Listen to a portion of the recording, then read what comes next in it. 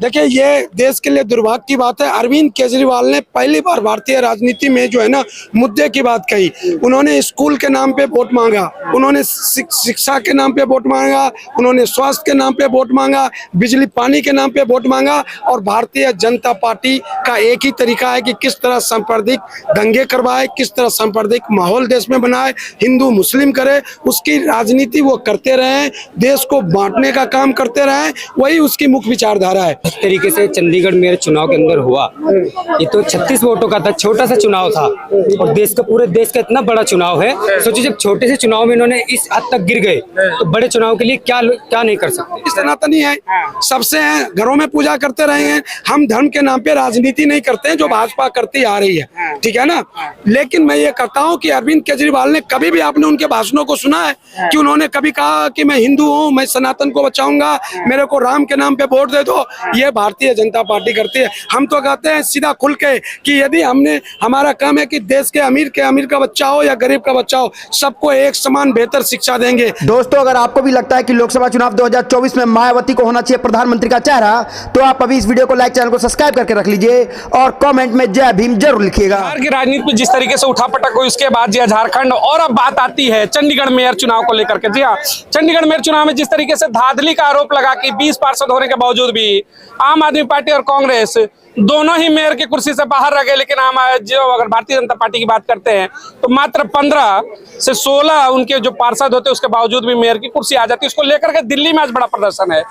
जिस तरीके से भ्रष्टाचार का आप लोग लगातार आरोप आप लोग के ऊपर लग रहा है कि भाई आबकारी विभाग में घोटाले हुए, और लेकिन आज आप लोग का आरोप है कि भाई ये तो वोट की ही चोट हो रही है, यहाँ पर वोट ही लूटा जा रहा है, क्या कहेंगे?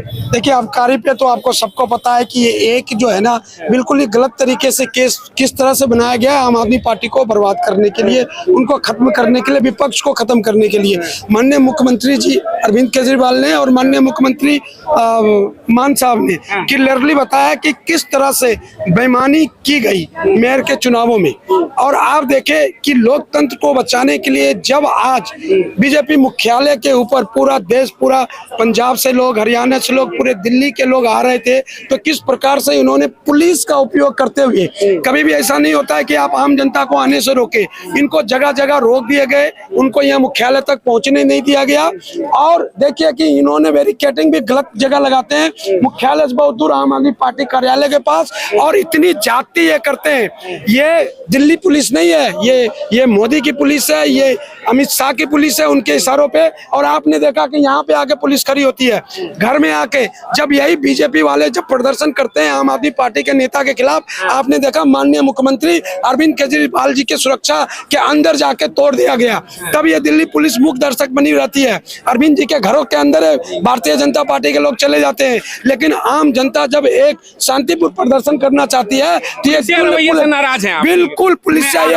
आपके पास आपके सहयोगी भी है, जिस तरीके से ये बार बार आरोप लगा रहे कि पुलिस ने आज उत्पीड़न किया, वाकई में लग रहा वो तो करे कि भाई हम तो भ्रष्टाचारी वाले लोगों को जो भ्रष्टाचार में लिप्त है गिरफ्तार करने आए हैं, क्या कहेंगे आप? देखो, आज गिरफ्तारी का कोई मुद्दा नहीं है। अगर आपने देखा, हम शांति प्रिय तरीके से प्रदर्शन कर रहे थे। अगर आप चाहें तो हमारे कार्यालय के दोनों तरफ एक बार कैमरा घुमा के देख लें। मुश्किल से हम 50 कदम नहीं चल सकते, चारों तरफ से बैरिकेडिंग है, हमारे कार्यकर्ता नहीं पहुंच सकते। ऐसा कभी नहीं हुआ कि कोई पार्टी अगर प्रदर्शन कर रही है, कोई प्रदर्शन करना चाहता है, वो परमिशन के लिए अप्लाई करता है, उसको परमिशन नहीं दी जाती है, क्योंकि पुलिस मोदी की है, पुलिस अमित शाह की है। खुलेआम गुंडागर्दी, खुलेआम वोटों की लूट, आप देख सकते हैं कि 2024 में क्या होने वाला है। जनता देख रही है, जनता इनको पक्का सबक सिखाएगी। आप कह रहे खुलेआम वोटों की लूट है, अगर ऐसे ही लूट रहा तो फिर इंडिया गठबंधन का क्या होगा? चुनाव में कैसे फिर आप मोदी को चैलेंज कर पाएंगे? हम आवाज उठा रहे हैं, हर कदम पे आवाज उठा रहे हैं, हम रोड पे भी आवाज उठा रहे हैं, हम सुप्रीम कोर्ट में भी आवाज उठा रहे हैं, हमने हाई कोर्ट में भी आवाज उठाई है। हम किसी भी तरीके से ना अपनी आवाज को दबने देंगे, ना जनता की आवाज को दबने देंगे। हम जनता के सिपाही हैं और जनता की लड़ाई हम हर तरीके से लड़ेंगे, लीगली भी लड़ेंगे, रोड पे भी लड़ेंगे, जनता के बीच में लड़ेंगे। 24 चुनाव से पहले जिस तरीके से प्रदर्शन से इन्होंने कहा कि भाई पुलिस तो अब मोदी की हो गई है, अमित शाह की हो गई है, ऐसा लग रहा है यार पुलिस तो पुलिस होती है, वो अपना काम कर रही है, प्रदर्शन करने पर रोकेगी। विपक्ष से और आम आदमी पार्टी अरविंद केजरीवाल से घबरा गए हैं मोदी जी, और वो चाहते हैं कि किसी भी तरीके से, किसी भी हद तक जाकर हमें 2024 का चुनाव जीतना है। और उसका आपने देखा जिस तरीके से चंडीगढ़ मेयर चुनाव के अंदर हुआ, ये तो 36 वोटों का था, छोटा सा चुनाव था और पूरे देश का इतना बड़ा चुनाव है। सोचिए जब छोटे से चुनाव में इन्होंने इस हद तक गिर गए तो बड़े चुनाव के लिए क्या नहीं कर सकते। जिस तरीके से लगातार ईडी और सीबीआई, कल का जिस तरीके से झारखंड का मामला है, मुख्यमंत्री गिरफ्तार हुए, ईडी सीबीआई को लेकर के उनके एक्शन को लेकर क्या कहेंगे? ईडी और सीबीआई तो इनके एक इकाई बनकर रह गई, मतलब इनके इशारे पे जहाँ ऊपर से आदेश आता है ईडी और सीबीआई तुरंत वहाँ पहुंच जाती है। झारखंड के अंदर अभी आपने देखा बहुमत होने के बावजूद भी 2 दिन हो गए, वहाँ पर शपथ ग्रहण नहीं करवाया गया। क्यों नहीं करवाया गया? महाराष्ट्र के अंदर सुबह 4 बजे शपथ ग्रहण हो जाता है, आदमी सो के नहीं उठता, मुख्यमंत्री कोई और होता है, आँख खुलती है तो मुख्यमंत्री कोई और होता है, ऐसा हो जाता है। बिहार के अंदर रातों रात शपथ दिलवा दी जाती है, लेकिन वहाँ पर इन्होंने शपथ नहीं दिलवाई गई। तो ये लोकतंत्र में तानाशाही लोकतंत्र पे तानाशाही की बात करते हैं। वर्तमान की सरकार कहती है कि भाई सब कुछ राम राज्य है, बेहतर है, सब कुछ बढ़िया से चल रहा है। क्या राम राज्य से कोई दिक्कत है? इसलिए राम राज्य है जहाँ पर महिलाओं की सुरक्षा ना हो सके, जहाँ पर युवा बेरोजगार फिरे, ऐसा राम राज्य में हो सकता है? महिलाओं को सम्मान ना मिले, उनकी सुरक्षा ना हो, बेरोजगारी हो और कहीं से कहीं तक कोई ऐसा मसला ना हो, महंगाई देख रहे हो आप कितनी है, ऐसा राम राज्य में उचित है? मुझे तो नहीं लग रहा कि राम राज्य है। राम राज्य में ऐसा होगा? अगर राम राज्य होता तो सभी को रोजगार मिलता, महिलाएं सुरक्षित महसूस करती। यहाँ पे आजी आप एक देखिए बड़ा सवाल, मैं आ रहा हूँ आजी एक सवाल देखिए उठता है, वर्तमान में बार बार हो रहा है कि जिस तरीके से राम मंदिर का उद्घाटन हुआ, तो 24 का चुनाव क्या फिर से मतलब धार्मिक मुद्दों पर होने वाला है या फिर आप लोग महंगाई रोजगार को मुद्दे को केंद्र में लाएंगे? देखिए ये देश के लिए दुर्भाग्य की बात है। अरविंद केजरीवाल ने पहली बार भारतीय राजनीति में जो है ना मुद्दे की बात कही। उन्होंने स्कूल के नाम पे वोट मांगा, उन्होंने शिक्षा के नाम पे वोट मांगा, उन्होंने स्वास्थ्य के नाम पे वोट मांगा, बिजली पानी के नाम पे वोट मांगा। और भारतीय जनता पार्टी का एक ही तरीका है कि किस तरह सांप्रदायिक दंगे करवाए, किस तरह सांप्रदायिक माहौल देश में बनाए, हिंदू मुस्लिम करे, उसकी राजनीति वो करते रहे, देश को बांटने का काम करते रहे, वही उसकी मुख्य विचारधारा है। उसी के आधार पे वो वोट लेते हैं, उसी के आधार पे जीतते हैं। और आपको पता है इसके अलावा भी कुछ पुलवामा टाइप की कुछ न कुछ घटनाएं चुनाव के समय हो जाती है और वो देश का माहौल खराब करते हैं। और वही है, वो कभी शिक्षा की बात कर नहीं सकते। वो बताए कि पूरे हिंदुस्तान में कितने नए यूनिवर्सिटी की अगर चर्चा हो रही तो नहीं होनी चाहिए, बिल्कुल नहीं होनी चाहिए। देखिए आप जब इंडियन पीपल्स एक्ट को भी देखें, धर्म के नाम पे, कास्ट के नाम पे तो वोट मांगना ही भी मना है, लेकिन खुलेआम धर्म के नाम पे वोट मांगे जाते हैं। इलेक्शन कमीशन क्या कर रहा है? कोई कार्रवाई नहीं होती है। आरोप तो आप लोग के ऊपर भी लग रहे हैं कि आप लोग भी हनुमान चालीसा और सुंदरकांड करा रहे हैं हर महीने हर जिले में जाकर के। तो धर्म की पॉलिटिक्स तो दोनों तरफ से, एक तरफ राम, दूसरी तरफ बजरंग बली, यही चलेगा देश में, बजरंग बली और राम। ये धर्म की पॉलिटिक्स नहीं है। धर्म की पॉलिटिक्स तो वो कर रहे हैं जो करते आ रहे हैं, राम के नामों पे भी करते आ रहे हैं। आज भी आपने देखा कितना बड़ा काम हुआ और चुनाव के समय किया। शंकराचार्य साहब ने क्या कहते कि हम उस पे नहीं, हमें ना राम से कोई दिक्कत है ना हनुमान से, हम भी तो हिंदू हैं। देश के कैसे निपटेंगे? कैसे? सवाल तो यही है कि भाजपा तो फ्रंट फुल पे खेलने को तैयार है राम के नाम पर, आप कैसे निपटेंगे? देखिए राम से किसको दिक्कत है? राम से किसी नहीं, राम तो सबके आराध्य है। हम सब लोग भी जा रहे हैं। सुंदरकांड के पाठ सड़कों पे नहीं होते थे, घरों में, हर एक हिंदुओं के घरों में होता है। आज हो कल हो, जब भी शादी ब्याह का माहौल हो, कोई फंक्शन हो तो सत्यनारायण भगवान की करते हैं। भी टीट फॉर टैट कर रही है, आप धर्म खेलेंगे तो हम भी धर्म का काट खेलेंगे। धर्म बिल्कुल नहीं खेल रहे हैं, हम तो शुरू से सनातनी है, सबसे हैं, घरों में पूजा करते रहे हैं। हम धर्म के नाम पे राजनीति नहीं करते हैं जो भाजपा करती आ रही है, ठीक है ना।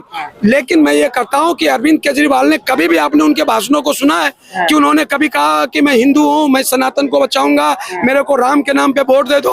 ये भारतीय जनता पार्टी करती है। हम तो कहते हैं सीधा खुल के कि यदि हमारा काम है कि देश के अमीर का बच्चा हो या गरीब का बच्चा हो, सबको एक समान बेहतर शिक्षा देंगे, शिक्षा के नाम पे वोट दो। हम एक बेहतर स्वास्थ्य देंगे, अच्छी हॉस्पिटल बनाएंगे। स्वास्थ्य और शिक्षा की बात कर रहे हैं, कल का एक और मामला आ गया ज्ञानवापी को लेकर, खाने में आरती भी शुरू हो गई। तो इस तरीके के बड़े बड़े फैसले जो रातों रात मतलब 5 बजे से लेकर 12 बजे के बीच में सारी व्यवस्था कर दी जाती है, तो इतना आनंद फानन में इस मुद्दे को लेकर के ऊपर करना, क्या कहेंगे? जो धर्म के नाम की राजनीति करते हैं वो करेंगे। अभी आपको पता है लोकसभा का चुनाव आने वाला है, अप्रैल में हो जाएंगे, 2nd 3rd वीक तक होगी। तो उनकी एक ही है, वो कभी बेरोजगारी के नाम पे, कभी महंगाई के नाम पे तो चुनाव लड़ ही नहीं सकते हैं। देश की महंगाई किस स्तर पे गया है आपको पता है, बेरोजगारी किस स्तर तक पहुंच गया है। उन्होंने अपने 10 सालों के शासनकाल में 155 लाख करोड़ का कर्जा लिया, जो आज तक किसी भी सरकार की 70 सालों तक सरकार रही उन्होंने कभी कर्जा नहीं लिया। तो उनके मुद्दों पे तो मांग नहीं सकते ना वो। इंडिया गठबंधन का अस्तित्व बचेगा चुनाव आते आते? बिल्कुल बचेगा है। देखिए लड़ाई होती है, जीत हार होती रहती है, लेकिन लड़ना जरूरी है, गलत के खिलाफ लड़ना जरूरी है। आज हम लोग लड़ रहे हैं सड़कों पे लोकतंत्र को बचाने के लिए, हम जीतेंगे हारेंगे। ममता दोनों ने साथ छोड़ दिया। देखिए आश्चर्य की बात है। अब देखिए ये नीतीश कुमारी है जिन्होंने ये कहा था कि मैं मरना पसंद करूंगा, लेकिन भारतीय जनता पार्टी इंडिया गठबंधन बनाया ही उन्होंने था। ठीक है ना। देखिए आलोक की क्या पॉलिसी थी बीजेपी की थी। बीजेपी हर एक जगह तोड़ने का काम करती है। आपने देखा मध्य प्रदेश में इस सरकार के पहले भी कांग्रेस की सरकार थी, तो उम्मीद है आपको इंडिया गठबंधन की 24 में? देखिए जीत के लिए तो जितनी सीटें की जरूरत है उतने हो जाएंगे। बिल्कुल बिल्कुल इंडिया हरा पाएंगे। बिल्कुल मोदी को हराना नहीं है, लोकतंत्र की हत्या करने वालों को हराना है, महंगाई को ऊंचाई पे ले जाने वालों को हराना है, बेरोजगारी को ऊंचाई पे ले जाने वालों को हराना है। 400 पार कैसे निपटेंगे? वही है, जैसे बेईमानी आपने देखा चंडीगढ़ में, वैसे बेईमानी कर ले तो बेईमानी से 400 पार हो जाएगा। तभी तो उसके नेता देखते कहते हैं तुम जाके किसी को भी वोट डालो जी, जीतेंगे हमें वोट तो हमें मिलेंगे। तो आप समझ सकते हो कि उनकी क्या रणनीति होगी, खुलेआम बोलते हैं उनके नेता। बहुत धन्यवाद।